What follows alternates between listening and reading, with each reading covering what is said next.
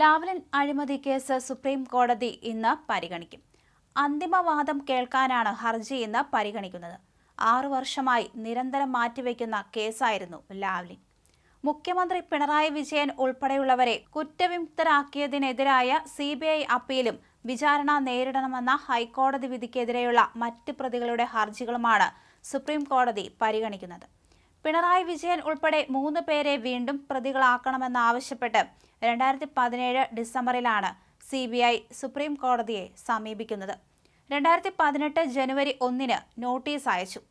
കൂടുതൽ രേഖകൾ സമർപ്പിക്കാനുണ്ടെന്ന കാരണം പറഞ്ഞ് കക്ഷികൾ കേസ് മാറ്റിവെക്കാൻ അപേക്ഷ നൽകാൻ തുടങ്ങിയതോടെ വാദം കേൾക്കൽ അനന്തമായി നീണ്ടുപോകുന്ന സാഹചര്യമായിരുന്നു. Justice Suryakant, justice KV Viswanathan എന്നിവരടങ്ങുന്ന ബെഞ്ചാണ് ലാവ്ലിൻ കേസ് പരിഗണിക്കുന്നത്. നേരത്തെ ജസ്റ്റിസ് CT രവികുമാർ പിന്മാറിയതോടെയാണ് കേസ് പുതിയ ബെഞ്ചിലേക്ക് മാറ്റിയത്. ഹൈക്കോടതിയിൽ ഇതേ കേസിൽ വാദം കേട്ടിട്ടുണ്ടെന്ന് ചൂണ്ടിക്കാണിച്ചായിരുന്നു ജസ്റ്റിസ് CT രവികുമാർ പിന്മാറിയത്. കഴിഞ്ഞ 6 വർഷത്തിനിടെ 4 ബെഞ്ചുകളിലായി 35-ലേറെ തവണയാണ് കേസ് ലിസ്റ്റ് ചെയ്യപ്പെടുന്നത്. പന്നിയാർ, ചെങ്കുളം, പള്ളിവാസൽ ജലവൈദ്യുത പദ്ധതികളുടെ നവീകരണത്തിന് കാനഡയിലെ SNC ലാവ്ലിൻ കമ്പനിയുമായി കരാറുണ്ടാക്കിയതിൽ ക്രമക്കേടുണ്ടായെന്നും ഇതുവഴി 86.25 കോടിയുടെ നഷ്ടം സംഭവിച്ചെന്നുമാണ് കേസ്.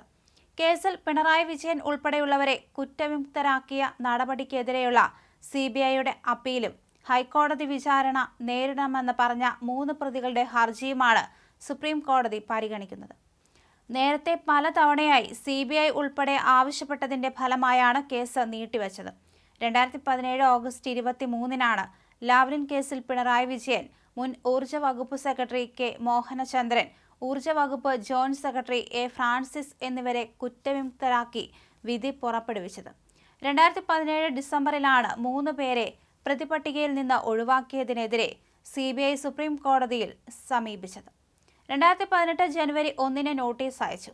കൂടുതൽ രേഖകൾ സമർപ്പിക്കാനുണ്ടെന്ന കാരണം പറഞ്ഞ് കക്ഷികൾ കേസ് മാറ്റിവെക്കാൻ അപേക്ഷ നൽകാൻ തുടങ്ങിയതോടെ വാദം കേൾക്കൽ അനന്തമായി നീണ്ടു തുടങ്ങി.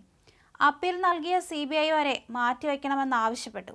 ഇതിനിടയിൽ കേസ് പരിഗണിച്ച ജസ്റ്റിസുമാരായ NV Ramana, UU Lalit, MR Shah എന്നിവർ സുപ്രീം കോടതിയിൽ നിന്ന് വിരമിച്ചു. കേസിന്റെ വാദം പോലും തുടങ്ങാൻ കഴിഞ്ഞില്ല.